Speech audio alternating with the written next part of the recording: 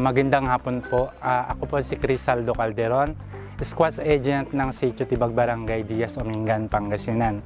Nakilala ko po ang Ultima sa pamamagitan ni Sir Ronel Sipagan ng Seedworks Company. Maganda po yung Ultima kasi malakas po siyang mamunga kumpara sa ibang variety. Matibay din po siya sa kulot. Marami pong nagsasabi sa mga binibigyan ko ng buto na okay siya, mas maganda ang ani kumpara sa ibang variety.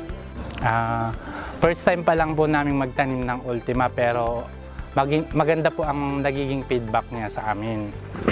Karamihan po sa mga nabibigyan ko ng buto, mas gusto po nila yung Ultima kumpara sa ibang variety. Mas gusto kasi ng buyer yan kaysa ibang variety pagdating sa market.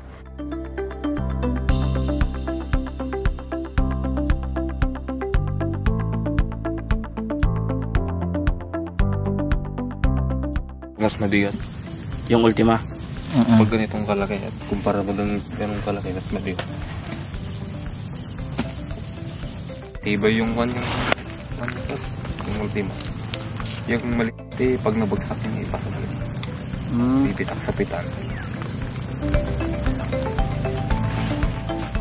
Kaya sa ating mga co-farmers dyan, subukan nyo yung Ultima, maganda po siya. Malakas po siyang mamunga kumpara sa ibang variety.